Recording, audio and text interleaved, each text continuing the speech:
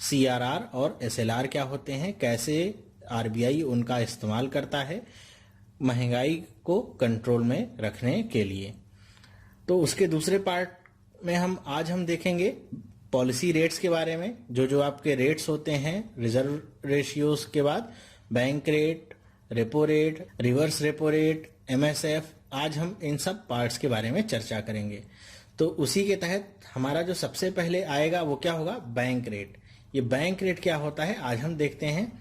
देखिए, bank rate का मतलब कुछ नहीं होता है कि ये वो रेट होता है जिस रेट से RBI जो भी हमारे बैंक्स हैं उनको लोन देता है। कैसा लोन, लॉन्ग टर्म के लिए जो लोन दिया जाता है RBI की तरफ से, वही क्या कहलाता है, बैंक रेट। ठीक है, बैंक्स को जो दिया जाएगा। तो एट प्रेजेंट अगर मैं बात करूं तो बैंक रेट कितना है आपका, इस समय बैंक रेट है 7% पे। ठीक है, 7% आपका बैंक रेट है। तो बैंक रेट कैसा होता है, जैसे आप लोन लेने जाइए अगर कहीं भी किसी बैंक के पास, या अपने किसी दोस्त से ही अगर आप कोई लोन लेते हैं, तो वो आपसे कुछ ना कुछ गारंटी मांगता है कि अगर आप ये लोन नहीं चुका पाए तो आपका वो सामान वो बेच करके अपने कुछ नुकसान की भरपाई करेगा।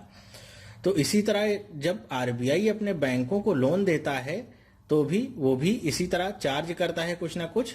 लेकिन बैंक के रेट के साथ क्या कंडीशन होती है कि बैंक रेट में RBI रिस्क पे लोन देता है, वो कोलेटरल फ्री लोन देता है बैंक्स को। जो भी बैंक्स होते हैं उनको कोलेटरल फ्री लोन देता है। कोलेटरल फ्री का मतलब क्या हुआ कि यहाँ पे कोई भी चीज आपको गिरवी नहीं रखनी है। बैंक को ना तो अपना कोई गवर्नमेंट सिक्योरिटीज गिरवी रखनी है, ना तो अपनी कोई ब्रांचेस गिरवी रखनी है, ना तो अपना कोई कैपिटल गिरवी रखना है, कुछ भी गिरवी नहीं रखना है। कोलेटरल फ्री लोन बैंक को मिलता है। तो ये तो थी दूसरी इंपॉर्टेंट बात बैंक रेट से रिलेटेड। तो अगर इसे मैं डायग्राम के थ्रू आपको समझाना चाहूं कि कैसे होता है बैंक रेट के साथ ऑपरेशन, तो अगर समझ लीजिए कि ये आपका RBI है,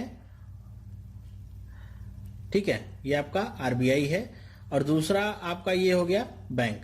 अब बैंक के पास क्या हुआ कि मान लीजिए आप बैंक के पास जाते हैं और बैंक से आप लोन चाहते हैं। ठीक है, आप लोन चाहते हैं और आपके जैसे हो सकता है बहुत सारे लोग हों जो लोन चाह रहे हों। ठीक है, तो इनको मैं बोरोवर्स लिख देता हूं। तो जो भी आपके बोरोवर्स होंगे वो बैंक के पास जाएंगे और कहेंगे कि हमें क्या चाहिए, लोन चाहिए। और उस समय बैंक के पास पैसा ना हो तो बैंक क्या करेगा, बैंक के पास पैसे की शॉर्टेज हो जाएगी तो बैंक जाएगा RBI के पास। वो क्या कहेगा कि हमें लोन चाहिए, हमारे पास बोरोवर्स हैं या हमारे पास किसी भी तरीके से पैसे की कमी है, तो आप हमें लोन दे दीजिए। तो RBI कहेगा ठीक है, हम लोन दे देते हैं आपको, बैंक रेट से आपको लोन दे देते हैं। तो बैंक रेट मान लीजिए इसमें 7% है तो 7% से लोन दे देता है। तो ये जो RBI ने लोन दिया है बैंक को 7% पे मिला, तो बैंक आगे इसे 12% पे मान लीजिए आपको दे देता है। तो बोरोवर्स के पास कितने रुपए हो गए, 12% की दर से उनको पैसा मिल गया।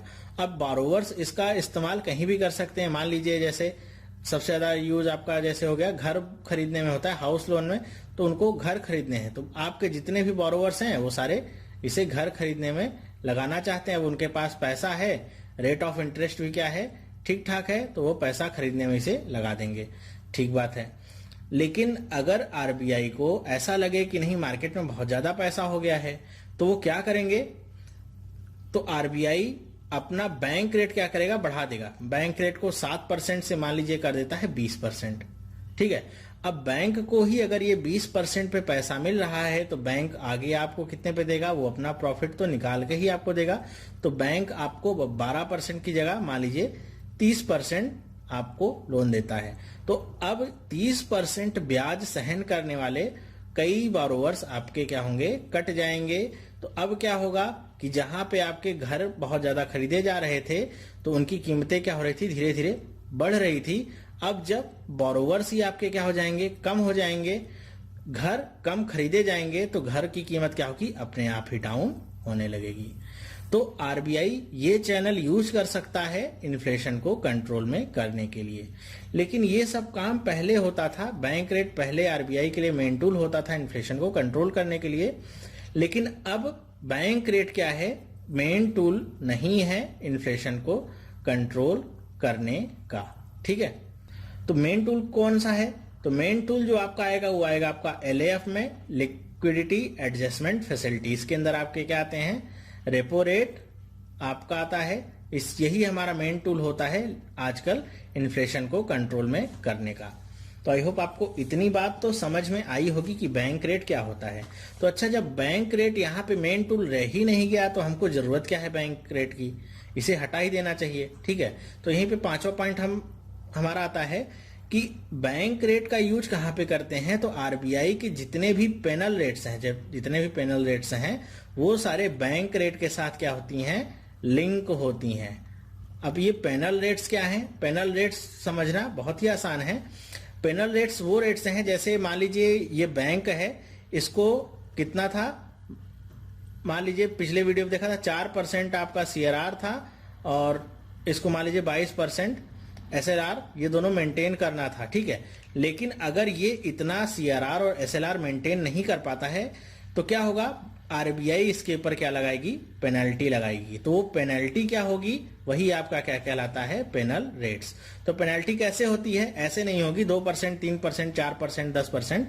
आरबीआई कहती है कि ये जो आपका बैंक रेट होगा, जो भी आपका बैंक रेट होगा, वो रेट प्लस मान लीजिए 3%। ठीक है, अगर आपने पहली बार ऐसा किया है तो बैंक रेट प्लस 3% की आपके ऊपर पेनल्टी लगेगी।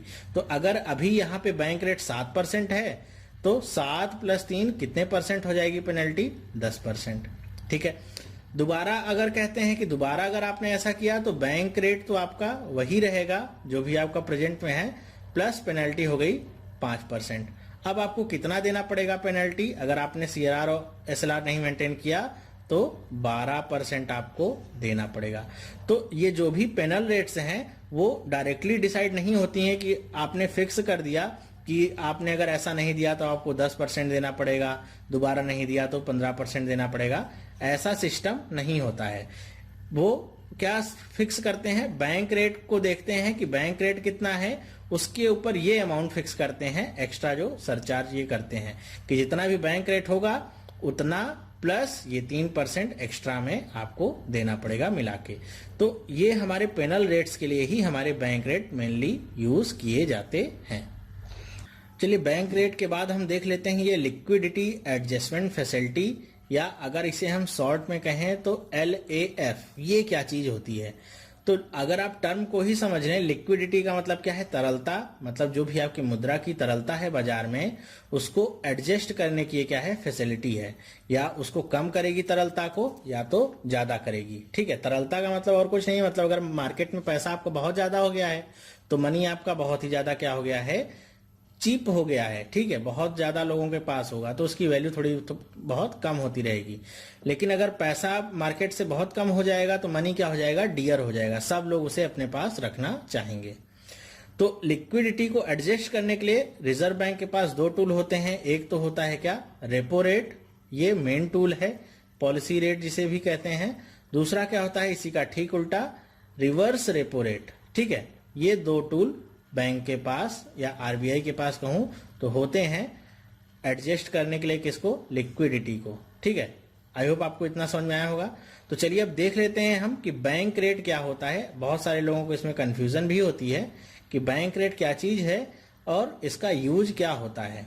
ठीक है, तो रेपो रेट अगर हम यहाँ पे देखें रेपो रेट क्या होता है तो इसको भी हम ऐसे पॉइंट वाइज समझ सकते हैं।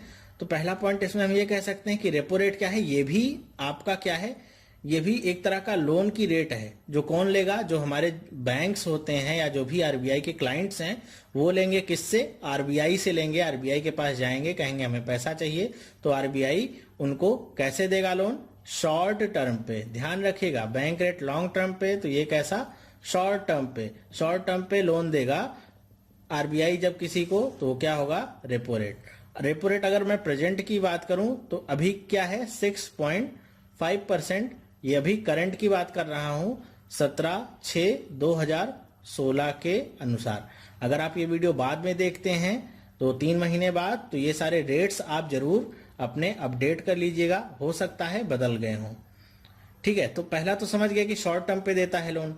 दूसरा, इसका अगर मैं एग्जाम्पल के थ्रू आपको बताऊं कि बैंक रेट क्या है और रेपो रेट क्या है, भी इनके बीच में अंतर हम समझ लेंगे तो आपकी अंडरस्टैंडिंग क्लियर हो जाएगी। फिर से अगर वैसे ही बात करूं कि ये हमारा क्या हो गया, आरबीआई हो गया। अब आरबीआई क्या है, बैंकर्स बैंक भी इसे कहते हैं, मतलब बैंकों का बैंक है। जब बैंकों को कोई जरूरत पड़ती है पैसे की तो किसके पास जाते हैं, आरबीआई के पास।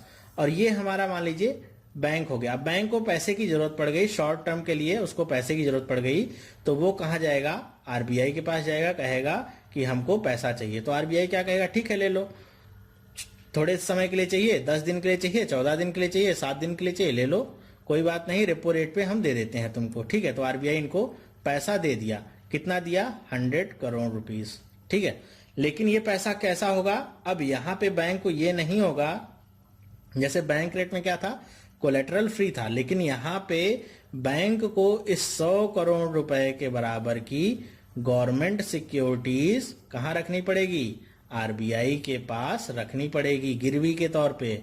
साथ ही साथ सिर्फ गिरवी रखना ही जरूरी नहीं है, साथ ही साथ एक एग्रीमेंट भी करना होगा। कैसा एग्रीमेंट, रीपरचेज करने का, कि हम 14 दिन के बाद अगर बात करूं तो 14 दिन के बाद मैं आपको 106.5 करोड़ रुपए दूंगा और अपनी सारी गवर्नमेंट सिक्योरिटीज वापस खरीद लूंगा, ठीक है। इतनी बात आपको समझ में आई।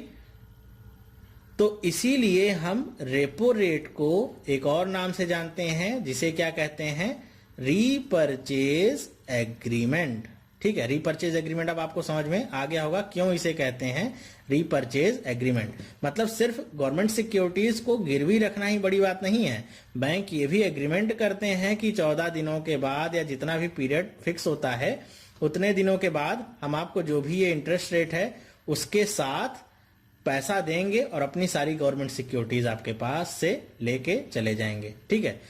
अब बात आती है कि गवर्नमेंट सिक्योरिटीज, ये कौन सी गवर्नमेंट सिक्योरिटीज होंगी। अगर आपने पहला वीडियो देखा होगा तो आपने देखा होगा कि जब हम एसएलआर की बात करते हैं तो एसएलआर में हम गोल्ड भी रख सकते हैं, कैश भी रख सकते हैं और गवर्नमेंट सिक्योरिटीज भी रख सकते हैं। तो जो गवर्नमेंट सिक्योरिटीज को हमने एसएलआर में रखा हुआ है, मतलब बैंक ने जो जिन गवर्नमेंट सिक्योरिटीज को एसएलआर के तहत रखा हुआ है उनका इस्तेमाल ये रेपो रेट पे लोन लेने के लिए नहीं कर सकता है, ठीक है। मतलब ऐसे नहीं है कि आपने वही गवर्नमेंट सिक्योरिटीज को एसएलआर के तहत भी दिखा दिया है और उन्हीं गवर्नमेंट सिक्योरिटीज को लेके गए और आरबीआई के पास रेपो रेट से लोन भी ले लिया, तो ऐसा बैंक नहीं कर सकता है, ठीक है। बैंक को इस एसएलआर में जो गवर्नमेंट सिक्योरिटीज रखी हैं इसके अलावा जो उसके पास एक्स्ट्रा गवर्नमेंट सिक्योरिटीज हैं वो चाहिए होते हैं रेपो रेट पे लोन लेने के लिए। ओके, तो आई होप आपको ये पॉइंट समझ में आया होगा, ये बहुत इंपॉर्टेंट पॉइंट है। अब मान लीजिए गवर्नमेंट के पास बिल्कुल भी एक्स्ट्रा कोई गवर्नमेंट सिक्योरिटी है ही नहीं और उसको लोन भी चाहिए, तो लोन चाहिए तो अब वो क्या कर सकता है, बैंक आपका आरबीआई कहेगा गवर्नमेंट सिक्योरिटी रखो, लोन ले जाओ भाई, हमारे पास छूट है, आप गवर्नमेंट सिक्योरिटीज रखिए, लोन ले जाइए, हम कहाँ मना कर रहे हैं। लेकिन जब इसके पास कुछ है ही नहीं तो रखेगा किसी गिरवी। तो ऐसी कंडीशन में जब क्या हो जाए, इमरजेंसी हो जाए बैंक को, ठीक है, तो इस कंडीशन में आरबीआई थोड़ी छूट प्रदान करता है, क्या कि आप जो एसएलआर कोटे के तहत आपकी गवर्नमेंट सिक्योरिटीज हैं उसे यूज कर सकते हैं लोन लेने के लिए। तो जब बैंक इस फैसिलिटी का यूज करता है इमरजेंसी में, जब वो अपने एसएलआर कोटे की गवर्नमेंट सिक्योरिटीज को निकालता है और उस पे लोन लेता है, तो इसे ही हम क्या कहते हैं, marginal standing facility. Okay, next हम यही देखते हैं। ओके, तो marginal standing facility I hope आपको अब समझ में आ गई होगी। शॉर्ट टर्म के लिए जब भी बैंक इमरजेंसी जब हो बैंक को और उसे यूज क्या करनी पड़े, एसएलआर में रखी हुई गवर्नमेंट सिक्योरिटीज का यूज करना पड़े, किसके लिए, लोन लेने के लिए, किससे, आरबीआई से। तो इस तरह का जो भी लोन होगा वो क्या कहलाएगा, मार्जिनल स्टैंडिंग फैसिलिटी, ठीक है। तो चलिए अब हम थोड़ा सा देख लेते हैं रेपो रेट और मार्जिनल स्टैंडिंग फैसिलिटी में डिफरेंस क्या हो गया। फिर कुछ तो डिफरेंस होना चाहिए दोनों में, तो देखते हैं हम डिफरेंस को।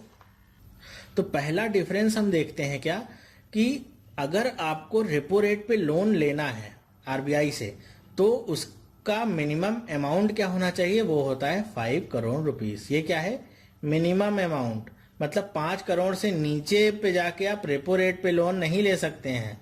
मतलब ऐसे नहीं कह सकते मुझे 1-2 लाख रुपए आप दे दीजिए, मैं आपको 2 घंटे में लौटा देता हूं। इस तरह का काम रेपो रेट के साथ नहीं होगा।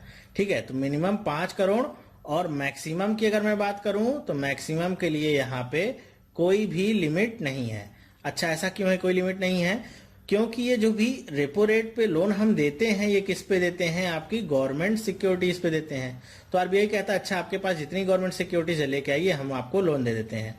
तो ये आपके मैक्सिमम पे कोई भी लिमिट नहीं लगाते हैं, बस आपके पास क्या होना चाहिए? गवर्नमेंट सिक्योरिटीज उतने रुपए की होनी चाहिए, आरबीआई आपको लोन दे देगा। ठीक है, दूसरी तरफ अगर मैं एमएसएफ की बात करूं तो इसमें क्या होता है? इसमें मिनिमम जो अमाउंट होता है वो क्या होता है? 1 करोड़ रुपीस।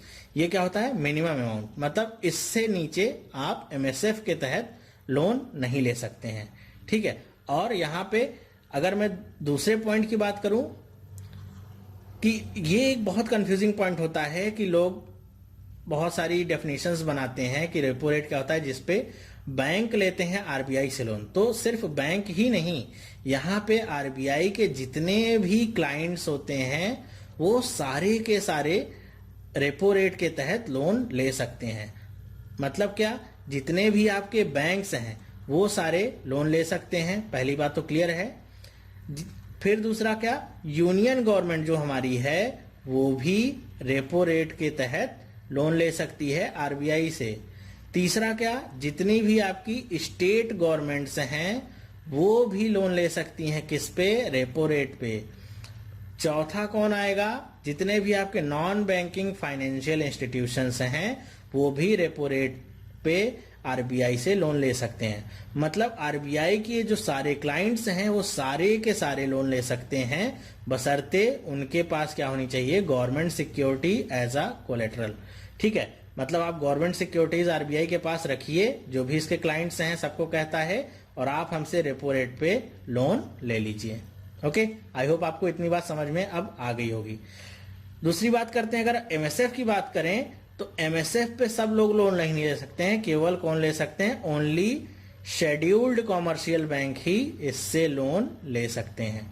ठीक है, scheduled commercial bank, I hope आपको ये समझ में आया होगा किसे कहते हैं। नहीं समझ में आया तो कोई बात नहीं है, मैं इस पे भी वीडियो बनाऊंगा तो आपको समझा दूंगा। तो शेड्यूल्ड कॉमर्शियल बैंक ही इससे लोन ले सकते हैं और सारे क्लाइंट एमएसएफ पे लोन नहीं ले सकते हैं। ठीक है, तो अगर मैं बात करूं, बैंक की बात करूं, तो क्या बैंक अपने पूरे एसएलआर कोटा का यूज कर लेगा एमएसएफ पे लोन लेने के लिए? अच्छा, चलिए हम मान लेते हैं पूरे एसएलआर कोटा का यूज कर लेगा बैंक, जितना भी था वो सारा का सारा एसएलआर का एमएसएफ के तहत रख देगा गिरवी और लोन ले लेगा। लेकिन एट द सेम टाइम अगर बैंक रन की कंडीशन आ गई, बैंक रन मैंने आपको पहले पार्ट में बताया था, बैंक रन की कंडीशन अगर आ गई तो अब बैंक के पास पैसा ही नहीं होगा कि वो बैंक रन की कंडीशन से लड़ सके। क्यों? क्योंकि एसएलआर का जो कोटा था उस पे तो उसने सारी गवर्नमेंट सिक्योरिटीज को रख के लोन ले लिया पहले से ही। अब उसके पास बचता क्या है? केवल सीआरआर, वो भी केवल 3 से 4% जो भी आपका रेट चलता रहता है उस हिसाब से। अब बैंक क्या होगा? बैंक रन की कंडीशन में वो अपने आप को प्रोटेक्ट कर नहीं पाएगा। इसीलिए आरबीआई ने क्या रूल बनाया है कि एमएसएफ के तहत आप केवल, मतलब बैंक के लिए, कि आप केवल 0.75% हिस्सा ही अपना यूज कर सकते हैं गवर्नमेंट सिक्योरिटीज का। ओके, आई होप आपको इतनी बात समझ में आई होगी कि 0.75% ही बैंक्स यूज कर सकते हैं एमएसएफ में, और इतने का ही वो लोन ले सकते हैं, इससे अधिक का लोन नहीं ले सकते हैं।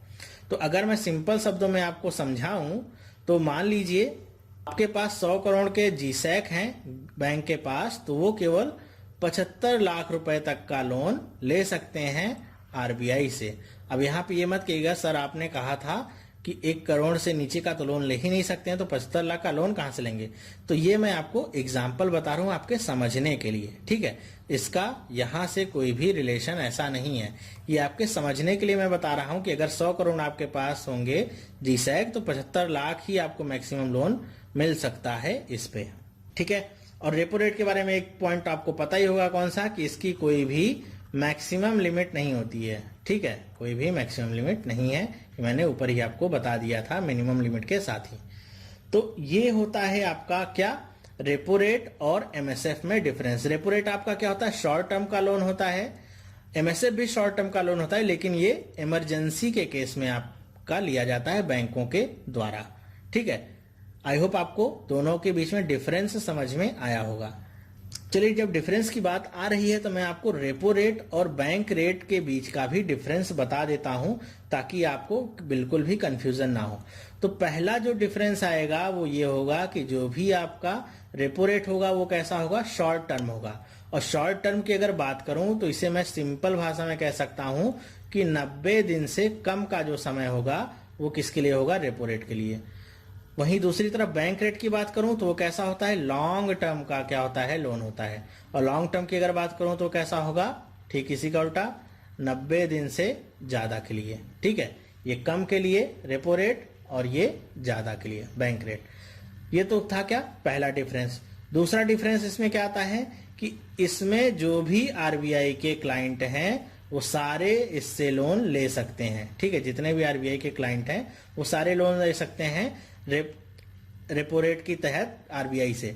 लेकिन इसमें क्या है, इसमें केवल आपके वही ओनली जो भी आपके शेड्यूल्ड कॉमर्शियल बैंक हैं वही केवल लोन ले सकते हैं। ठीक है, इतनी बात शायद आपको समझ में आई होगी। अच्छा, तीसरे पॉइंट की अगर मैं बात करूं क्या डिफरेंस होता है, रेपो रेट पे लोन आपको तब तक नहीं मिलेगा जब तक आपको उसके बराबर की सिक्योरिटीज आप आरबीआई को नहीं सौंपते हैं एज अ कोलेट्रल। तो कोलेट्रल इसमें क्या होता है, मस्ट होता है। जबकि बैंक रेट की बात में ऐसा कुछ भी नहीं होता है। ये क्या होता है, आपका कोलेट्रल फ्री लोन होता है। बिल्कुल भी आपको कोई भी कोलेट्रल नहीं देना पड़ता, किसी भी रूप में नहीं। ठीक है, तो ये क्या था, रेपो रेट और बैंक रेट के बीच का डिफरेंस था। आई होप आपको इतना समझ में आया होगा। ठीक है, तो चलिए अब आगे बात करते हैं नेक्स्ट। अब हम आ जाते हैं किस पे, रिवर्स रेपो रेट पे। हमने रेपो रेट देखा। रेपो रेट क्या होता है, जब शेड्यूल्ड बैंक या कोई भी आरबीआई का क्लाइंट आरबीआई के पास जाके अपनी गवर्नमेंट सिक्योरिटीज रखता है और लोन लेता है। ठीक है, वो होता है क्या, repo rate. Reverse repo rate क्या होता है, रिवर्स रेपो रेट ठीक इसी का उल्टा है। जब आरबीआई अपने जो भी बैंक्स हैं उनसे क्या करेगा, लोन लेगा। और आरबीआई ऐसा क्यों करेगा, आरबीआई ऐसा करेगा जो भी लिक्विडिटी है मार्केट की उसको कम या ज्यादा करने के लिए। तो अगर मैं रिवर्स रेपो रेट की बात करूं प्रेजेंट टाइम में, तो वो कितना चल रहा है इस समय, 6% है। ओके, फिर से बात आपको बता दूं, ये करंट आंकड़ा है। जिस दिन का ये वीडियो होगा उस दिन का ये आंकड़ा है। अगर आप ये वीडियो बाद में देख रहे हैं तो आप इसमें सुधार कर लेंगे, अपडेट कर लेंगे अपने आंकड़े को। ठीक है, अच्छा, इसको बताने से पहले मैं आप लोगों को एक छोटी सी जानकारी भी दे दूं। जानकारी ये है कि जो लोग मुझसे बार बार डिमांड करते हैं डीआई की वीडियोस के लिए, मिसिंग वैल्यूज की वीडियोस के लिए, इंग्लिश की वीडियोस के लिए, उन सबको मैं बता दूं कि मैंने पूरा प्लेलिस्ट बना के रखा है। प्लेलिस्ट में जाएंगे आप, प्लेलिस्ट में कहां से पहुंचेंगे, चैनल पे आप क्लिक करेंगे और जैसे आपको दिखेगा होम, फिर दिखेगा वीडियोस, उसके बाद आपको प्लेलिस्ट नजर आएगा।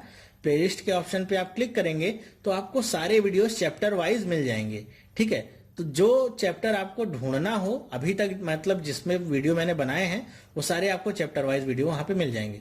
डेटा इंटरप्रिटेशन का वीडियो चाहिए तो डेटा इंटरप्रिटेशन वाले सेक्शन में चले जाइए, आपको 6 से 7 वीडियोस वहां पे मिल जाएंगे। मैंने लगभग सारे टॉपिक्स उसमें क्लियर कर रखे हैं। ओके, चलिए तो अब आगे बढ़ते हैं। तो रिवर्स रेपो रेट के कॉन्सेप्ट पे आते हैं। तो पहला पॉइंट इसका जो होगा वो ये होगा कि ये क्या होता है, ये इसमें काम उल्टा होता है। अगर मैं डायग्राम के थ्रू आपको बताना चाहूं तो ये क्या है, आपका समझ लीजिए आरबीआई है, रिजर्व बैंक ऑफ इंडिया, और यहां पे आपका कोई भी बैंक है। ठीक है, अब ध्यान से इसको समझिएगा, बैंक है। अब आरबीआई कहता है कि भाई हमें पैसा दो, लोन दो, तो बैंक क्या करेगा, देगा लोन। लेकिन बैंक ऐसा करेगा क्यों, क्योंकि आरबीआई क्या कहेगा कि ये लो हमारे पास ये जो गवर्नमेंट सिक्योरिटीज हैं इसको तुम रखो। ठीक है, इसको तुम एज अ कोलेटरल रखो और मुझे 100 करोड़ रुपए दे दो। ये 100 करोड़ की रखा और 100 करोड़ रुपए यहां से ले लिया। ठीक है, और मैं इसे कुछ दिनों के बाद, मान लीजिए 14 दिन ही मैं ले लेता हूं, 14 दिनों के बाद तुमसे वापस खरीद लूंगा और दे दूंगा तुम्हें मैं टोटल 106 करोड़ रुपए। ठीक है, मतलब बैंक को लगभग 6 करोड़ रुपीस का इंटरेस्ट मिलता है। ठीक है, अब ये सारे मैं जो दे रहा हूं आपको एग्जांपल दे रहा हूं, इसमें आप कैलकुलेटिव मिस्टेक्स खोजने की कोशिश मत करिएगा कि ये सिंपल इंटरेस्ट लगा है या कंपाउंड इंटरेस्ट लगा है। कैलकुलेट ईयरली हुआ है, मंथली हुआ है, कैसे हुआ है, ये आप एज अ एग्जाम्पल इसे समझने की कोशिश करिएगा। तो 6 करोड़ का समझ लीजिए आपको बैंक को फायदा हुआ, तो बैंक क्या करेगा, आरबीआई को ये लोन फटाफट दे देगा। क्यों दे देगा? क्योंकि बैंक को पता है यहां पे जो पैसा जाएगा आरबीआई के पास वो अटकना नहीं है, वो क्या होगा, उसे वापस मिल ही जाना है और विद इन 14 डेज उसे पैसा ये मिल जाएगा, क्योंकि आरबीआई की साख क्या है, क्रेडिट क्या है, बहुत ही अच्छी है। तो बैंक का ये पैसा सुरक्षित भी है और वापस मिल भी जाना है। तो इसलिए बैंक क्या करते हैं, आरबीआई को लोन देने में बिल्कुल भी हिचकते नहीं है, बहुत ही जल्दी जल्दी इसे लोन देते हैं। ठीक है, तो आरबीआई ऐसा क्यों करेगा? जब आरबीआई देखेगा कि बैंक के पास बहुत पैसा आ गया है, मतलब मार्केट में बहुत पैसा है और वो अपने कस्टमर्स को सस्ते सस्ते रेट्स पे लोन उपलब्ध करा रहा है, कस्टमर सस्ते रेट्स पे लोन लेंगे और फिर उनके पास पैसा ज्यादा होगा, फिर वो चीजों को महंगा करना शुरू करेंगे। 1000 की चीज होगी तो उसे 2000 का बना देंगे, क्योंकि उनके पास पैसा क्या है, बहुत ज्यादा है। तो आरबीआई क्या करेगा, बैंक से ही पैसा वो निकाल लेगा, बैंक से पैसा निकाल के अपने पास रख लेगा, लालच देके कि हम आपको इतना देंगे, आप मुझे पैसा दे दीजिए। तो बैंक क्या करेगा, इनको लोन दे देगा। जब बैंक के पास पैसा नहीं है तो आगे बांटेगा क्या, बांटेगा भी तो अब उसको अपनी रेट्स क्या होंगी, बढ़ानी पड़ेंगी। तो बढ़ाएगा रेट तो जो भी बोरोवर्स हैं या जो भी कस्टमर्स हैं उनके पास पैसा कम आएगा, कम आएगा तो कम खर्च होगा और जितना भी आपकी महंगाई है फिर से वापस अपने पोजीशन पे लौट आएगी, कंडीशन क्या हो जाएगी, नॉर्मल। आई होप आपको इतनी बात समझ में आई होगी। तो आखिरी में अगर मैं आपसे ये बात करूं कि रेपो रेट को कैसे यूज करेगा आरबीआई, तो समझ लीजिए जैसे आपका रेपो रेट है, आपका रेपो रेट इस समय कितना है, 6.5%। तो आरबीआई ने ये डिसाइड किया हुआ है कि 6.5% पे हम सारे बैंकों को रेपो रेट पे लोन देंगे। ठीक है, तो जो भी चेंजेस करता है आरबीआई वो किस में करता है, हमेशा रेपो रेट में ही चेंजेस करता है। और रेपो रेट को हम एक और नाम से जानते हैं जिसे कहते हैं पॉलिसी रेट। ये बातें दोनों क्या हैं, एक ही हैं। ओके, अब यहाँ पे हम 2 कंडीशन के बारे में चर्चा करेंगे कि आरबीआई क्यों रेपो रेट को ही चेंज करता है और सारे रेट्स को चेंज क्यों नहीं करता, जैसे आपका रिवर्स रेपो रेट हो गया या बैंक रेट हो गया या एमएसएफ हो गया, उन सबको चेंज क्यों नहीं करता है। तो देखिए, जो भी आपका रेपो रेट था, ये अप्रैल 2016 से पहले की कहानी मैं आपको बता रहा हूं कि जो भी आपका रेपो रेट होता है उसमें अगर हम +1% ऐड कर दें, ठीक है, 1% ऐड कर देंगे तो वही हमारा क्या हो जाता था, बैंक रेट। मतलब बैंक रेट को अलग से डिसाइड करने की जरूरत नहीं है। अगर आपका रेपो रेट 7% है तो बैंक रेट ऑटोमेटिकली ही क्या हो जाएगा, 8%। इसको हमने घटा के 6% मान लीजिए कर दिया तो ये भी घट के कितना हो जाएगा, 7%। ओके, और साथ ही साथ मार्जिनल स्टैंडिंग फैसिलिटी जो थी वो बैंक रेट के साथ ही क्या हो गई थी, मर्ज। तो इसका भी रेट क्या होता था, बैंक रेट के समान ही होता था। मतलब क्या, ये भी +1% पे होता था। ठीक है, और वैसे ही अगर रेपो रेट में हम 1% माइनस कर दें, जितना भी रेपो रेट हो उसमें से 1% को घटा दें, तो वो आपका क्या बन जाता था, वो आपका बन जाता था रिवर्स रेपो रेट। ठीक है, रिवर्स रेपो रेट बन जाता था। तो अगर 7% आपका रेपो रेट है तो रिवर्स रेपो रेट कितना हो जाएगा, 6%। ओके, आई होप आपको इतनी बात समझ में आई होगी। अब इतना अगर आप समझ गए तो ये सब कहानी कब की थी, अप्रैल 2016 की, मतलब जब आरबीआई की फाइनेंशियल ईयर की पहली जो बैठक हुई थी उससे पहले की कहानी थी। फिर आरबीआई की बैठक होती है अप्रैल में, पहली फाइनेंशियल जो बैठक होती है वो अप्रैल में होती है। उसके बाद से कहानी में थोड़ा सा क्या जाता है, चेंज। रघुराम राजन जो सर हैं हमारे आरबीआई के, वो थोड़ा सा ट्विस्ट लाते हैं कि वो जो भी हमारे रेट्स हैं उनको थोड़ा सा नैरो डाउन करते हैं। कैसे करते हैं, अभी तक क्या था, 1% की कमी और ज्यादा हम देखते थे रेपो रेट में। ठीक है, लेकिन अब क्या हो गया है उसके बाद से कि अब 1% की जगह पे 0.5% कमी या ज्यादा हम देखेंगे। तो मतलब रेपो रेट में अगर आप 0.5% प्लस कर देंगे तो आपको क्या मिल जाएगा, बैंक रेट। तो जैसे अभी हमने देखा भी था, क्या बैंक रेट कितना था, 7%, जबकि रेपो रेट कितना था, 6.50%। ठीक है, और एमएसएफ में भी कोई बदलाव नहीं किया गया है, एमएसएफ वैसे का वैसा ही है। एमएसएफ भी आपका बैंक रेट की तरह ही होगा, कितना होगा वो, 7%। ठीक है, इसी तरह रिवर्स रेपो रेट में क्या होगा, कितने की कमी आएगी, -0.5% की कमी आएगी। इसीलिए ये क्या हो गया है, अब कितने परसेंट हो गया है reverse repo rate? Reverse repo rate हो गया है अब 6%। ठीक है, तो ये कहानी कब से चेंज हुई है? अप्रैल 2016 की पहली बैठक के बाद रघुराम राजन जी ने कहा कि अब 1% की जगह पे हम 0.5% का कॉरिडोर यूज करेंगे रेपो रेट और इन सारे वैल्यूज को डिसाइड करने के लिए। तो देखिए इन सारी चीजों को, जैसे रिवर्स रेपो रेट हो गया, बैंक रेट हो गया या एमएसएफ हो गया, इनको चेंज नहीं करता है आरबीआई। आरबीआई केवल रेपो रेट में बदलाव करता है। रेपो रेट में वो बदलाव कर दिया, बाकी की चीजें इसी हिसाब से देखिए एडजस्ट हो गई। ये बता दिया कि अब कॉरिडोर कितने का हो गया, 0.5% का हो गया। तो अगर रेपो रेट हमने बढ़ा दिया कितना, 0.5%, अब कितना हो गया मान लीजिए 7%, तो बैंक रेट आपका 7.5% हो जाएगा, एमएसएफ भी क्या हो जाएगा 7.5%, और आपका जो रिवर्स रेपो रेट है वो कितना हो जाएगा 6.5%। ठीक है, मतलब 0.5% का डिफरेंस रहेगा सब में रेपो रेट से। बैंक रेट और एमएसएफ 0.5% ज्यादा रहेंगे और रिवर्स रेपो रेट 0.5% कम रहेगा। ओके, आई होप इतनी बात आपको समझ में आई होगी, क्यों रेपो रेट में ही बदलाव किया जाता है, बाकी की चीजों को क्यों छेड़ा नहीं जाता है। इतना समझने के बाद मैं आपको एक छोटा सा और कॉन्सेप्ट बता दूं बेसिस पॉइंट के नाम पे। देखिए बेसिस पॉइंट की कटौती की जाती है जब भी की जाती है तो 1% बराबर क्या होता है, 1% बराबर होता है 100 बेसिस पॉइंट। ठीक है, 100 बेसिस पॉइंट होते हैं 1% के बराबर। तो अगर ऐसा कहा जाए कि 25 बेसिस पॉइंट की कमी की गई है तो इसका मतलब कितने परसेंट की कमी की गई है, 0.25% की कमी की गई है। 50 बेसिस पॉइंट बढ़ाया गया है, मतलब कितना बढ़ाया गया, 0.5% बढ़ाया गया है। तो ये आप अपने दिमाग में क्लियर रखिएगा। तो अगर आप ऐसे ही केवल याद रखते हैं कि कितने रेपो रेट आपका बढ़ा है परसेंट में, तो आप उसे बेसिस पॉइंट में इसी आधार पे कन्वर्ट कर सकते हैं। कई बार एग्जाम में ऐसे घुमा के क्वेश्चन पूछ लेता है, वैसे नहीं पूछता है कि आपके कितने परसेंट का चेंज आया है इस बैठक के बाद, वो आपसे पूछता है कि कितने बेसिस पॉइंट का चेंज आया है। तो ये अगर आपको याद है 1% बराबर 100 बेसिस पॉइंट, फिर आप इजिली इसे कर लेंगे। तो अगर मैं आपको यहाँ पे एक छोटा सा क्विक रिवीजन करा दूं तो हो सकता है आपको चीजें और भी ज्यादा याद रहेंगी। सबसे पहले हमने क्या देखा था, सबसे पहले हमने देखा था CRR के बारे में। CRR क्या होता था, CRR होता था बैंकों को मेंटेन रखना पड़ता था रिजर्व, किसके पास, आरबीआई के पास, वो भी किस फॉर्म में, कैश फॉर्म में। ठीक है, ये जो भी फिक्स होता था, मान लीजिए 4% पे है तो 4% आपको आरबीआई के पास रखना पड़ता था। फिर दूसरा क्या आता था, SLR। SLR क्या होता था, SLR होता था आपका, आप चाहे गोल्ड में रखिए, कैश में रखिए, गवर्नमेंट सिक्योरिटीज के रूप में रखिए, लेकिन कहां पे रखना होता था, अपने पास ही मेंटेन करना होता था, आरबीआई के पास नहीं। चाहे आप तीनों का मिक्सचर ही क्यों ना रखिए, लेकिन आपको ये रखना पड़ता था। CRR और SLR दोनों मिला के आपको रखना पड़ता था, और ये हमेशा आपका 25% से ऊपर ही आता है।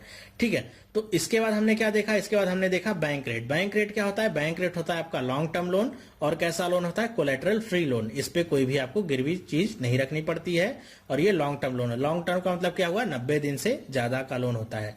ठीक है, और ये किसको दिया जाता है, केवल शेड्यूल्ड कमर्शियल जो बैंक हैं उन्हीं को ये दिया जाता है। यूज क्या होता है इसका, यूज होता है पेनल रेट्स डिसाइड करने के लिए इसका यूज किया जाता है। फिर हमने क्या पढ़ा, रेपो रेट पढ़ा। रेपो रेट में क्या हमने पढ़ा कि रेपो रेट क्या होता है, शॉर्ट टर्म लोन होता है।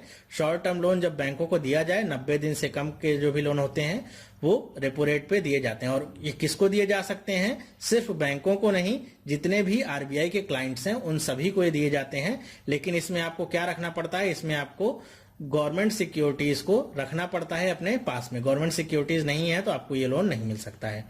लेकिन साथ ही साथ बैंकों को थोड़ी छूट किसमें मिल जाती है, वो मिलती है आपको एमएसएफ में। क्या कि अगर आपके पास गवर्नमेंट सिक्योरिटीज नहीं है, बैंकों के लिए क्या कहते हैं कि गवर्नमेंट सिक्योरिटीज आप SLR कोटा की नहीं रख सकते हैं।